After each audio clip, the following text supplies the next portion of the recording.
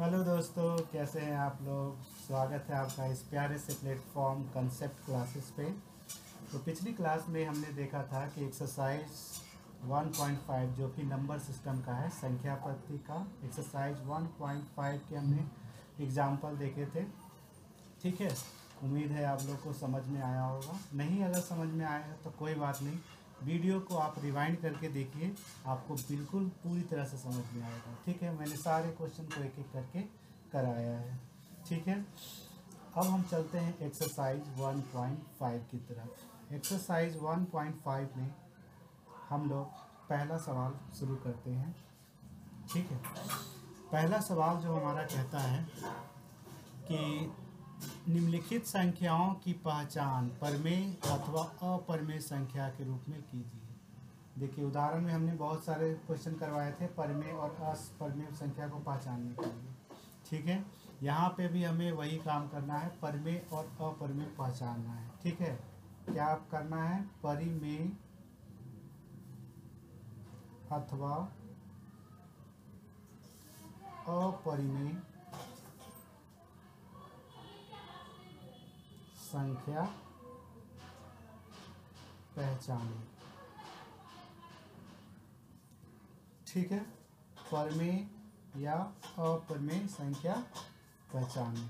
ठीक है, तो इसका हमारा पहला सवाल है। पहला सवाल जो हमारा है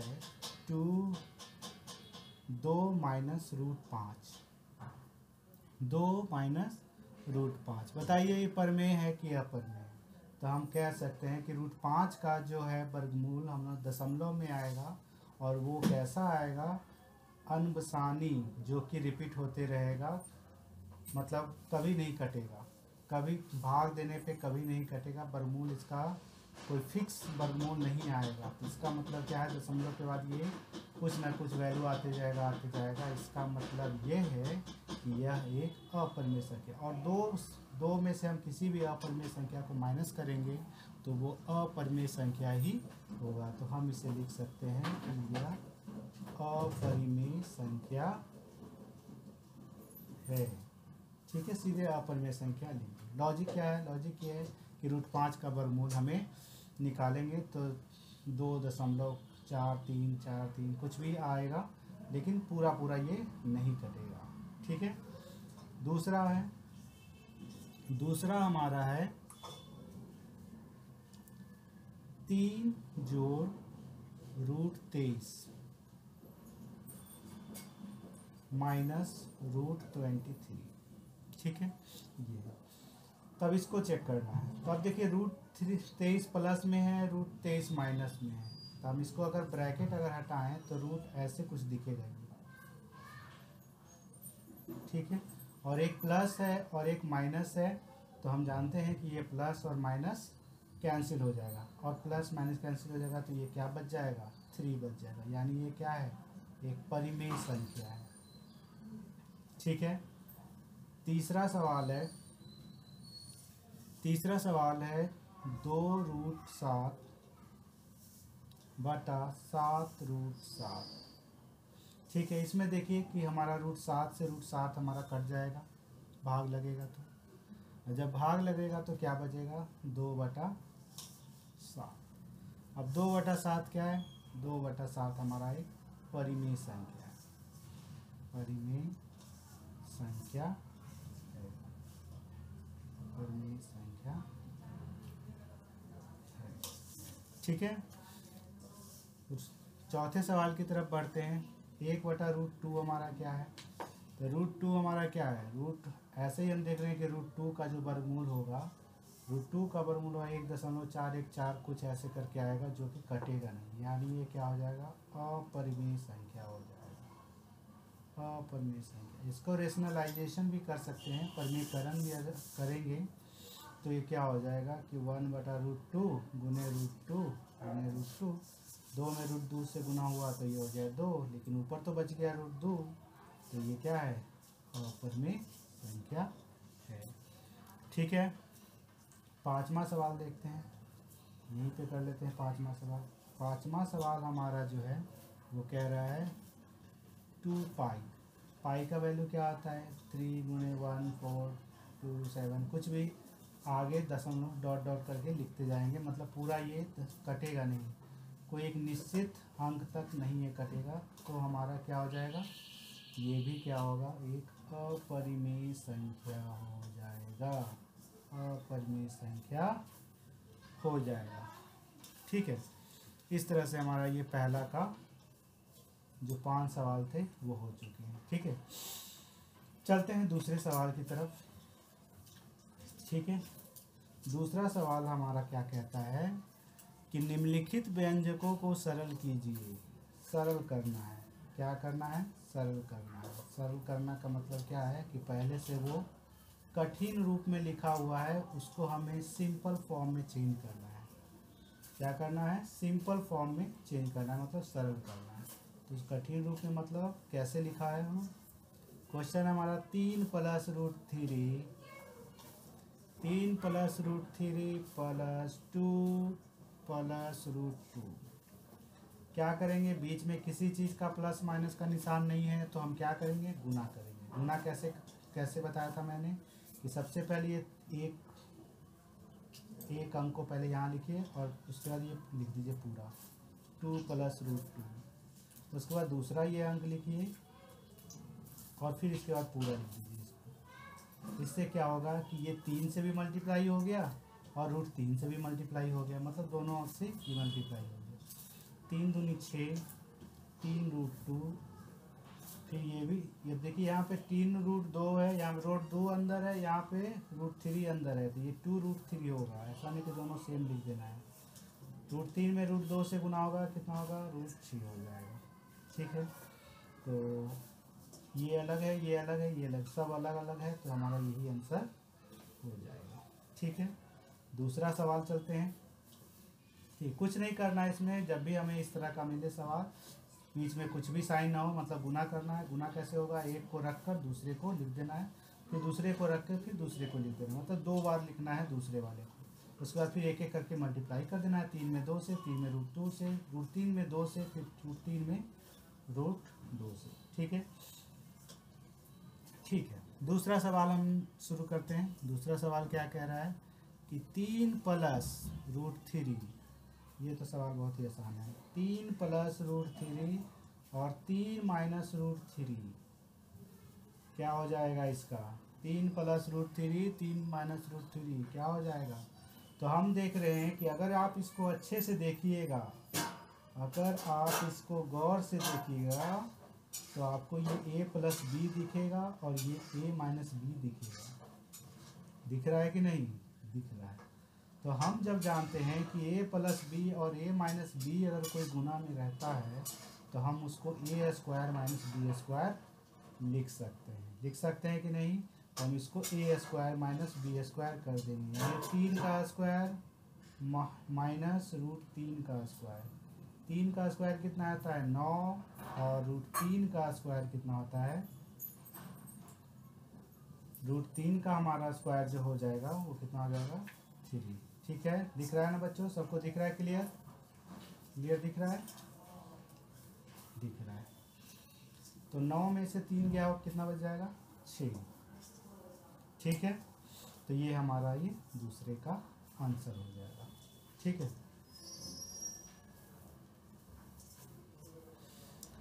ठीक है, तीसरा सवाल जो है, तीसरा हम यहाँ कर लेते हैं।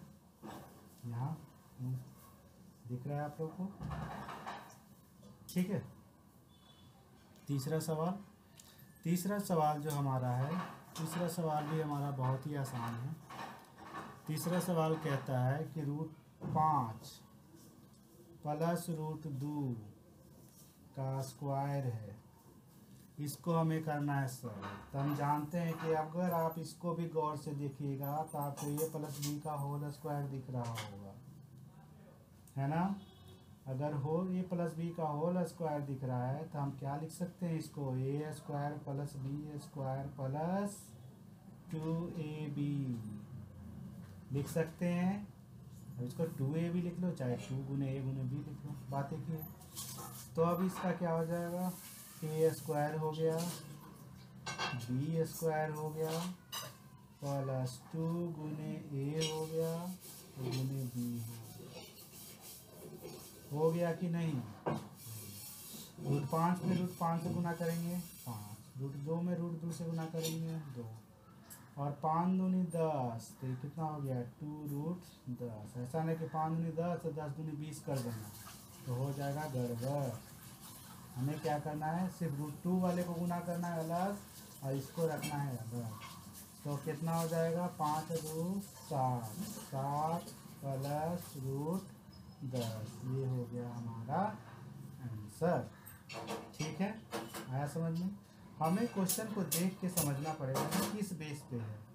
ठीक है, किस कौन कौन फार्मूले पे। छोटे छोटे हमें अलजेब्रा के फार्मूले याद रखने चाहिए। जैसे मैं यहाँ लिख देता हूँ फार्मूला।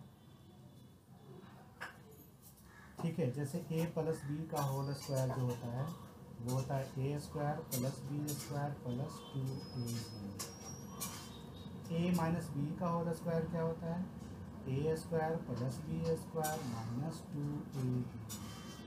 ठीक है, अगर इन दोनों को जोड़ दे तो क्या हो जाएगा, a + b का whole square plus a - b का होल स्क्वायर बराबर, जोड़ेंगे तो क्या ये दोनों जुड़ गया, तो इधर भी जोड़ेंगे, यानी ये जोड़ेंगे तो ये दोनों कट जाएगा, यानी क्या आ जाएगा 2a² + b²।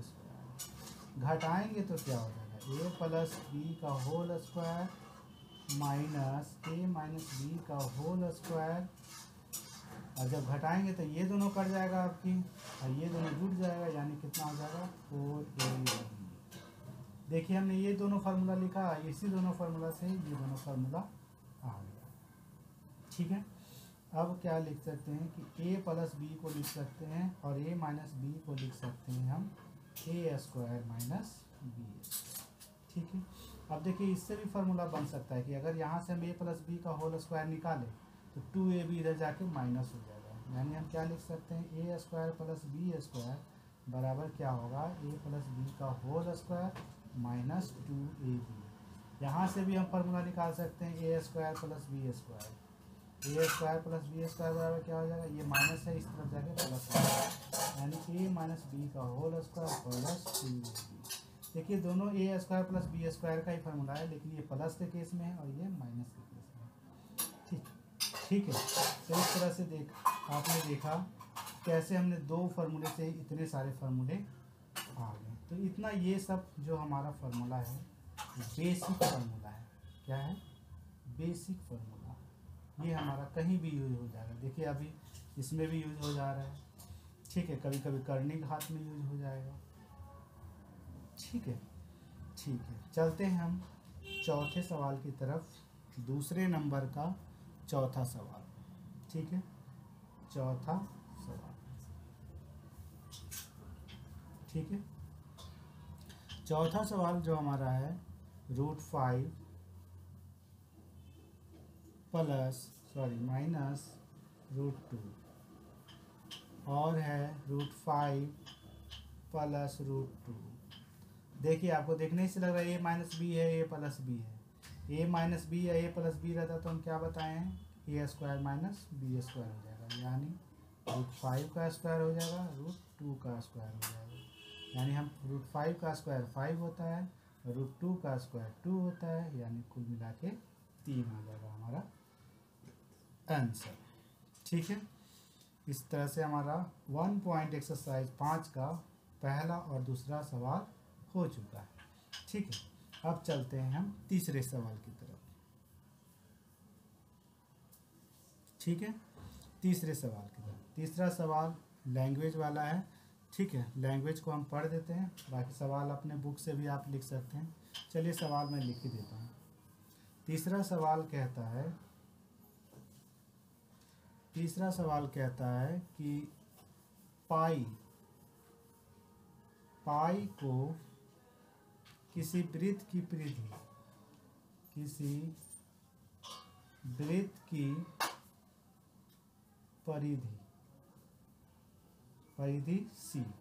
से डिनोट किया गया है, क्योंकि परिधि को इंग्लिश में क्या कहते हैं, सर्कमस्टांस कहते हैं, इसलिए सी से डिनोट किया है। ठीक है, और व्यास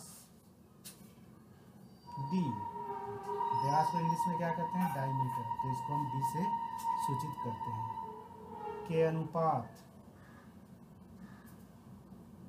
के अनुपात के रूप में परिभाषित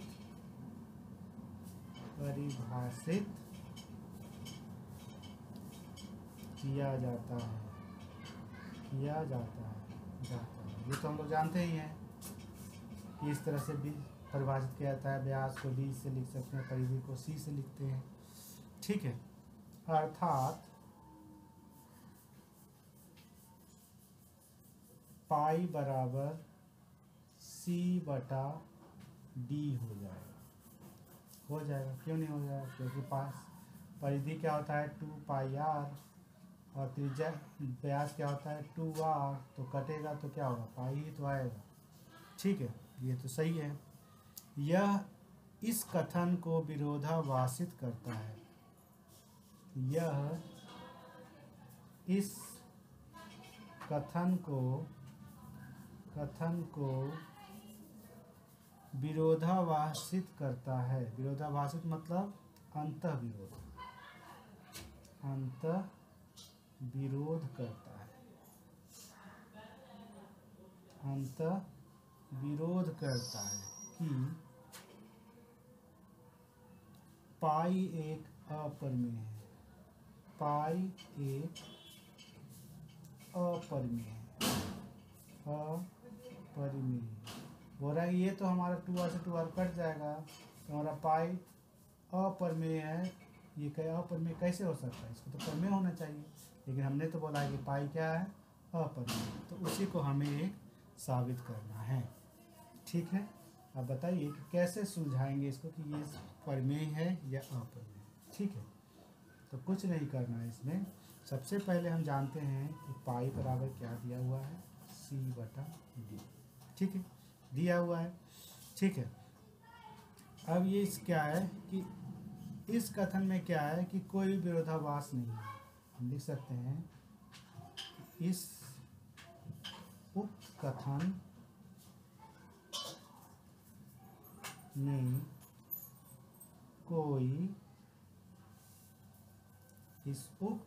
में कोई विरोधाभास नहीं है। कोई विरोधाभास नहीं है, कोई डाउट नहीं है। ठीक है, विरोधाभास नहीं है। ठीक है, क्यों नहीं है? क्योंकि या तो d या c अपरिमेय संख्या है।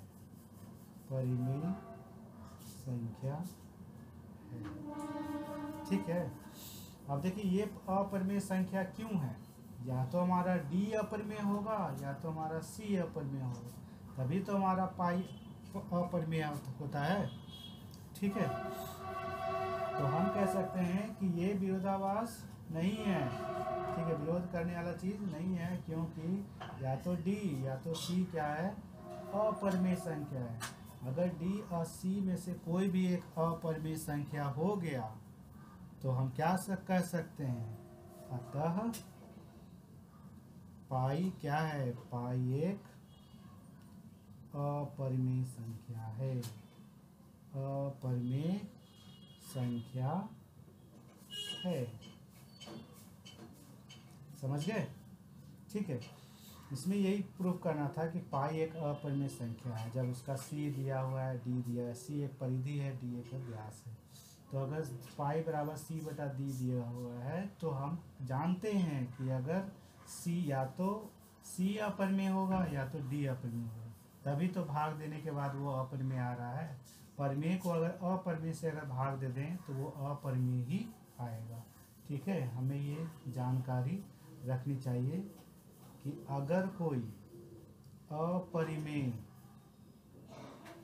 संख्या है, ठीक है, अपरिमेय, यहाँ पर लिख देते हैं नोट, अपरिमेय संख्या में कोई भी संख्या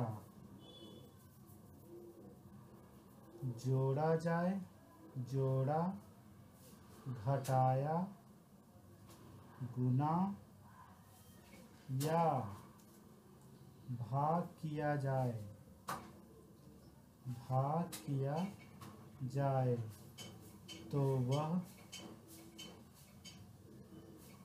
संख्या भी, वह संख्या मतलब जो भाग या जोड़ घटाव गुणा करने पर जो रिजल्ट आएगा, है ना, ठीक है, जो फल आएगा, भाग देने के बाद जो भागफल आएगा, जो गुणा करने पर गुणनफल आएगा, जो भी रिजल्ट आएगा वह भी संख्या क्या होगा, वह संख्या भी अपरिमेय होगा। ठीक है, इसको याद रखना, ठीक, बहुत काम की चीज़ है। ठीक है, ये बहुत काम की चीज़ है कि अगर कोई अपरिमेय संख्या में कोई भी संख्या अगर जोड़ दिया जाए, घटा दिया जाए, गुना कर दिया जाए तो हमारा क्या होगा, वह संख्या भी क्या हो जाएगा, अपरिमेय संख्या हो जाएगा। ठीक है, चलते हैं अगले क्वेश्चन की तरफ। अगला क्वेश्चन जो है बहुत ही आसान है, इसे हम संख्या रेखा पर दिखाना है। प्रश्न क्या है, प्रश्न है संख्या √9.3 को एक संख्या रेखा पर प्रदर्शित करो। क्या करना है इसको, √9.3 को एक संख्या रेखा पर प्रदर्शित करना है। कैसे होगा जी, है ना, कैसे होगा, तो सबसे पहले हम क्या करते हैं, एक रेखा खींच लेंगे। ठीक है, एक हमने रेखा खींचा, मान लो कि ये क्या है, एक बिंदु है ए, यहाँ से हम 9.3 सेंटीमीटर मान लो कि है, या इकाई कोई मान लो, ठीक है, इकाई लिख देते हैं, 9.3 इकाई की एक रेखा खींचते हैं जो बिंदु बी तक है।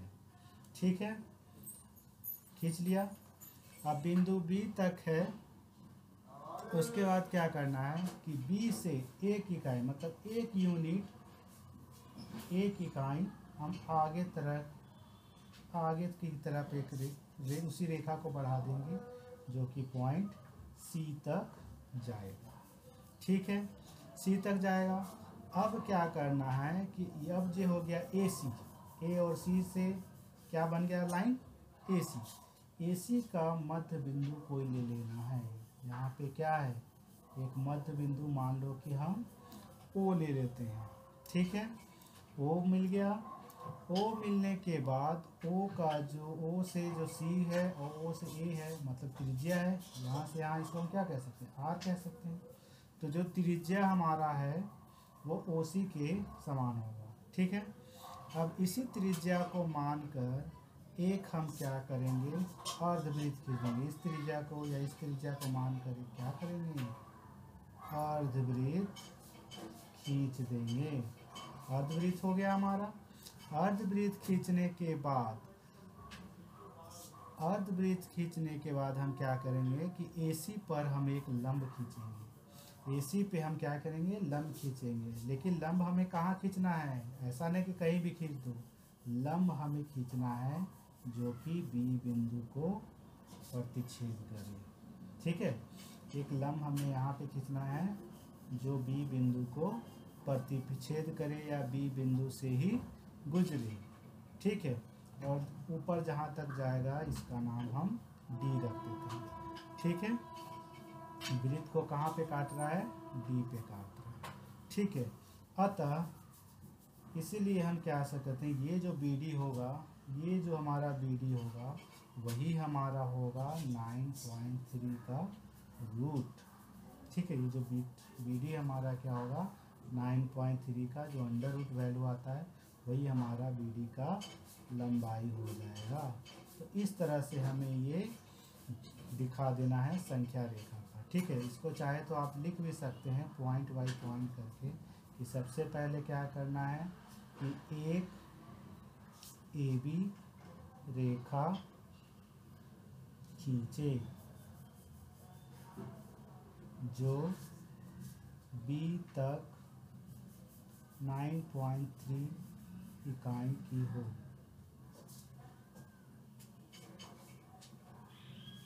ठीक है, बी से 1 इकाई की एक रेखा जो सी बिंदु पे मिले। ठीक है, उसके बाद क्या करना है कि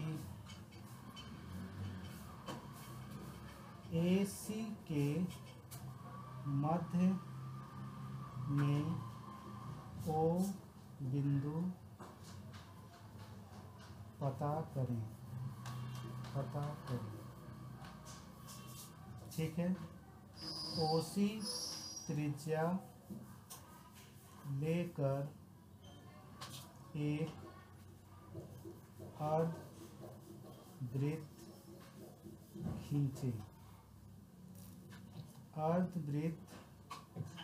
खींचे। ठीक है, दिख रहा है ना सबको बच्चों? दिख रहा है ना? ठीक है, क्या करना है यहाँ पे? OC त्रिज्या लेकर एक क्या करना है? अर्धवृत्त खींचना है। अर्धवृत्त खींचने के बाद फिर क्या करना है कि नेक्स्ट पॉइंट, AC पर एक लंब खींचे। AC पे क्या करना है? एक लंब खींचे। दिख रहा है ना यहाँ पर? दिख रहा है ना? अच्छे से फोकस है? ठीक है, AC पर क्या करना है? एक लंब खींचे जो B बिंदु पर काटे और अर्धवृत्त को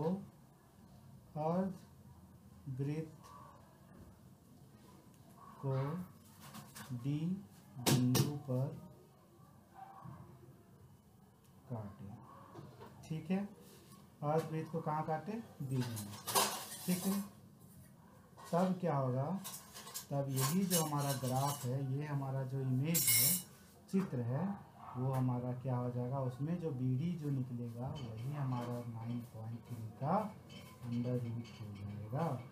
ठीक है, समझ गए? बहुत ही आसानी। इस तरह का सवाल आपको अगर आ जाता है तो आप बिना कैलकुलेशन के बना सकते हैं, बिना ही कोई कैलकुलेशन के, बिना कोई दिमाग लगाए। बस याद रखना है कि क्या हमें करना है। ठीक है, चलते हैं हम लोग सवाल नंबर 5 की तरफ।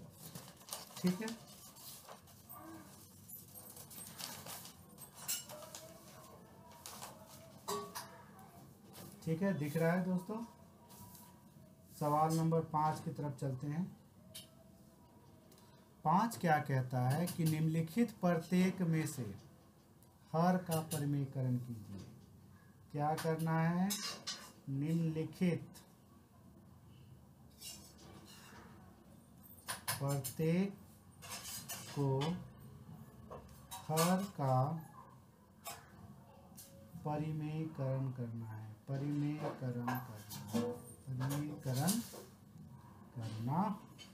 है। परिमेयकरण मैंने बताया था कि अगर नीचे में हर में कोई √2 है तो हम ऊपर नीचे √2 से गुना करते हैं। अगर √3 है तो √3 से। अगर कोई 2 अंक है, जैसे √5 माइनस √3 है, तो हम ऊपर नीचे प्लस वाले से, माइनस है तो प्लस वाले से गुना करते हैं, प्लस है तो माइनस वाले से गुना कर देते हैं।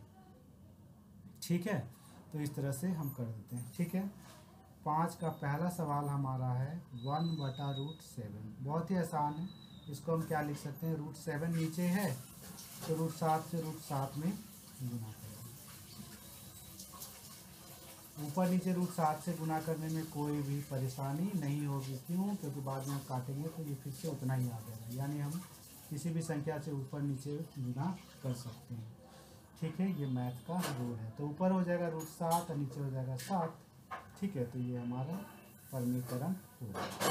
परिमेयकरण का मतलब नीचे में कोई रूट वाला संख्या नहीं होनी चाहिए, इसी को हम परमीकरण कहते हैं। ठीक है, कोशिश करते हैं कि नीचे से हमारा रूट ख़त्म हो जाए। ठीक है, क्योंकि नीचे रूट रहेगा तो बहुत ही प्रॉब्लम करता है। ठीक है, दूसरा सवाल हमारा क्या कहता है कि 1/√7 माइनस √6 है। इसको परमीकरण करना है, कैसे करेंगे? 1/√7 माइनस √6, इसको गुना कर दें, ये माइनस है तो प्लस वाले से गुना करना है। √7 प्लस √6, √7 प्लस √6। अब ऊपर तो इन दोनों को 1 से मल्टीप्लाई करेंगे तो उतना ही रह जाएगा, तो हम क्या करेंगे? √7 माइनस √6, नीचे क्या हो जाएगा? a minus B A plus B. a minus B A plus B क्या होता है? a माइनस बी या a प्लस बी क्या होता है? a² माइनस b² होता है कि नहीं? होता है। तो हम क्या कर सकते हैं? √7 का स्क्वायर माइनस √6 का स्क्वायर। ठीक है, इसको हमारा क्या हो जाएगा? √7 माइनस √6 बटा 7 में से ये हो जाएगा 7 और ये हो जाएगा 6। 7 में 6 गया, 1 लग जाएगा, यानी हमारा आंसर क्या आ जाएगा? √7 माइनस √6। आपने देखा कितनी आसानी से नीचे का रूट खत्म हो गया। नीचे का रूट जब खत्म हो जाता है तो सवाल हमारा बहुत ही आसान हो जाता है। ठीक है, तीसरा हमारा कह रहा है कि 1/√5 प्लस √2, इसको परमीकरण करना है। ठीक है, 1/√5 को हमने क्या लिख दिया? तो √5 प्लस √2। अब ये प्लस है तो क्या करेंगे? माइनस वाले से गुना करेंगे। ठीक है, प्लस है तो माइनस वाला, माइनस है तो प्लस वाला, है ना? तो प्लस है तो माइनस वाला से गुना कर देंगे। ठीक है, अब ये हो जाएगा √5, ये हो जाएगा √2। अब √5 में √5, अब देखिए ये क्या है? a plus B a minus B, a plus B a minus B क्या होता है? a² minus b²। हमने √5 का स्क्वायर कर दिया और √2 का स्क्वायर। ऊपर में हो गया √5 माइनस √2, नीचे में क्या हो गया? 5 माइनस 2। अब ये आंसर कितना हो जाएगा? √5 माइनस 2 बटा 3। ये हमारा आंसर हो जाएगा। ठीक है, इसी के साथ हम चलते हैं अगले सवाल की तरफ। अगला सवाल ये हमारे क्लास का लास्ट सवाल होगा। ठीक है, तो अगला जो सवाल है वो क्या है? 1/√7 माइनस 2। ये नहीं देखना कि एक तरफ रूट दे दिया तो घबरा जाना, क्योंकि हमने बोलेगा हमने तो सर दोनों तरफ रूट वाला पढ़ा था, अब तो सवाल में आ गया एक ही पे रूट है, दूसरे पे तो है ही नहीं। तो हमें घबराना नहीं है, हमें क्या करना है? इसको भी परमीकरण करना है। यहाँ पे बस देखना है माइनस है, प्लस वाले से गुना कर देना है, मतलब √7 प्लस 2 से गुना करेंगे ऊपर नीचे। ठीक है, √7 प्लस 2 से किसको करना है गुना? इसको लिखना तो भूल ही गए। चलो इसको इस तरफ से नहीं लिखते, इस तरफ, कोई दिक्कत, दोनों एक ही तरफ। √7 माइनस 2, जब इसको गुना हम करेंगे तो ऊपर तो वही जाएगा √7 प्लस 2, और नीचे क्या हो जाएगा? √7 में √7 से गुना करेंगे तो क्या होगा? 7, और 2 में 2 से गुना करेंगे क्या होगा? 4। ऐसा क्यों किया? क्योंकि a प्लस बी है, a माइनस बी है, क्या होता है formula? a plus B a minus B बराबर a² माइनस b²। तो a² हो गया √7 में √7 से 7, और 2 में 2 से गुना किया तो 4। ठीक है, तो आंसर हमारा क्या आ जाएगा? √7, ये हमारा अलग है, √7 प्लस 2 और नीचे हो जाएगा, ये हमारा आंसर हो जाएगा। ठीक है, तो इस तरह से हमने देखा कि एक्सरसाइज 1.5 का आपका एक एक करके सारे सवाल हमने कर दिए। ठीक है, तो आज के लिए हम इतना ही रखते हैं। अगले वीडियो में हम लेके आएंगे 1.6 के कुछ एग्जाम्पल और उसके कुछ क्वेश्चन। ठीक है, तो आज के लिए इतना ही रखते हैं। चलिए, नमस्कार, खुश रहें, मस्त रहें, स्वस्थ रहें, बहुत बहुत धन्यवाद।